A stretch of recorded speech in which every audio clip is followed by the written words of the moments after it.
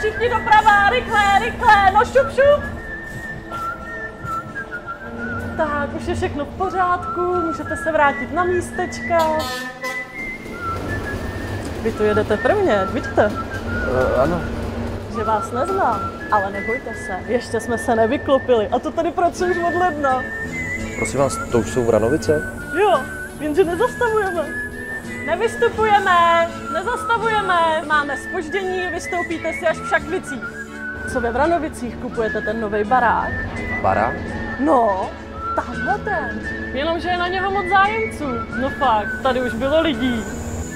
No jo, ale... Tak si vyskočte. No ale... Tak já vám trošku přibrzdím.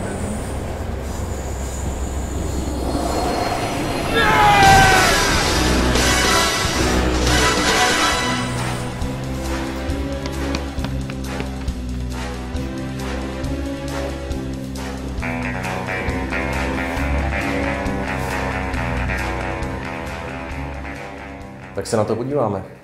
Rodinný dům ve Vranovicích stojí na pozemku o výměře 1000 metrů čtverečných a jeho celková podlahová plocha je 200 metrů čtverečných.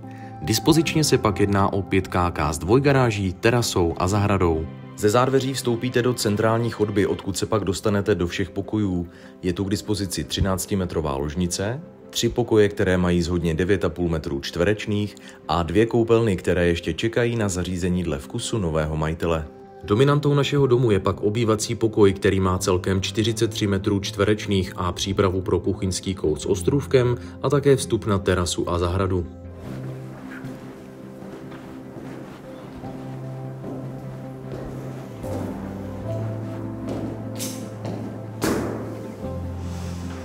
No jo, ale já vím, co chci říct. Tak uskni.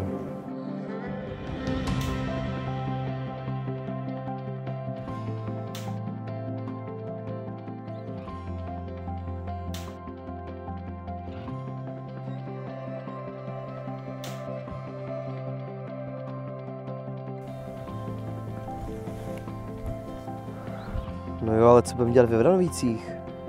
To za vším budeme jezdit do Brna? Tak zírej. Za nádherami Pálavy to máte přímo z domu zhruba 10 minut autem. Samotné Vranovice pak nabízí víc, než si umíte představit. 2 obchody, základní a mateřskou školu, knihovnu, vinotéku, kde se výborně napijete i najíte, lékárnu a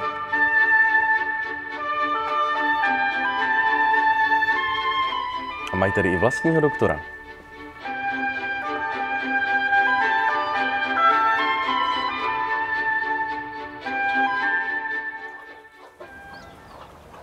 Tak co, už se tady vidíš? Jasně to vidím. Zemský ráj to bude na pohled.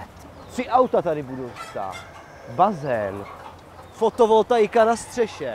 Až po kolaudaci? Telefon. Ten si nechám zavíst až do maštala. A potom teprve všichni uvidí, co my jsme ve Vranovicích zač.